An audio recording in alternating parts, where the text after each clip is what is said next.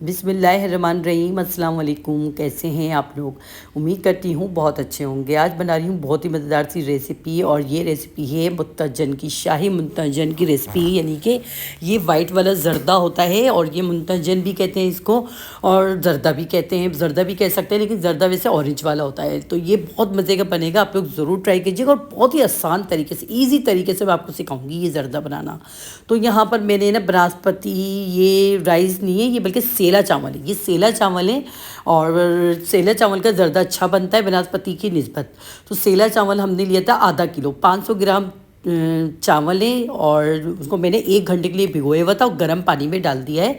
Mix कर लिया है, चम्मच चला दिया है जब तक उबल रहा है। तो जब तक हम ये कुछ आपको ड्राई फ्रूट वगैरह दिखा देते हैं। तो यहाँ पर है ये अशरफियाँ, इस तरह से मैंने कटिंग करी है। ग्रीन और रेड में छुआरे हैं, जिनको मैंने पानी में भिगो के फिर छोटे छोटे चौकोर चौकोर में काट लिया। ये ड्राई फ्रूट है, किशमिश है, बादाम है, ब्लैक वाली किशमिश है, और पिस्ता है। और यहाँ पर ना चमचम भी है, कलरफुल चमचम जो होती है ना, आप उसमें गुलाब जामुन भी डाल सकते हो। 4 इलायची है, जिसको मैंने कूट के इस चम्मच में रख लिया है। और ये देखिए 1 कप घी है।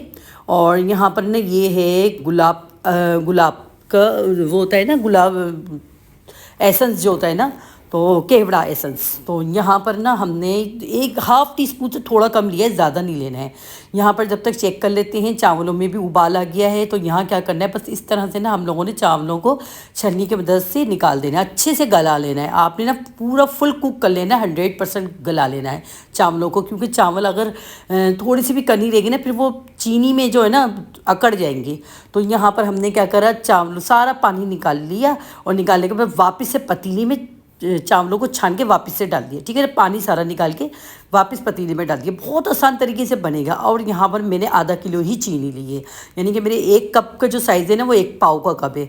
तो उसी हिसाब से मैंने 2 कप चावल लिए थे, 2 कप ही चीनी ली है। तो यहाँ पर देखिए, मैं चीनी को इस तरह से फैला दूँगी, और इसमें ये डालूँगी केवड़ा एसेंस डालूँगी खुशबू के लिए, जो गुलाब का होता है, और वो डाल दिया है मैंने। और यहाँ पर मैं डाल दूँगी ये घी। देखिए इस तरह से ना, ये बनास्पति घी डाल देंगे हम इसमें, इस तरह से करके ये घी डाल देंगे। मैं डालडा यूज़ करती हूँ, क्योंकि उसकी खुशबू बहुत अच्छी होती है। तो यहाँ घी डाल दिया है, और यहाँ पर ये जो इलायची है ना कूट के रखी है हमने, बस छिलका समेत ये ऐसे ही डाल देंगे। बस इतना आसान तरीके से ज़र्दा होगा ना, आप लोग हैरान हो जाएंगे। और यहाँ देख ढक्कन ढक दिया मैंने, बस ढक्कन ढक दिया। तकरीबन मैंने 10 से 15 मिनट के लिए ढक्कन ढका था, हल्की आंच पे। और यहाँ देखें, बस ये देखें, आप देखेंगे ना, अभी मैं इसको मिक्स करना शुरू कर दूँगी।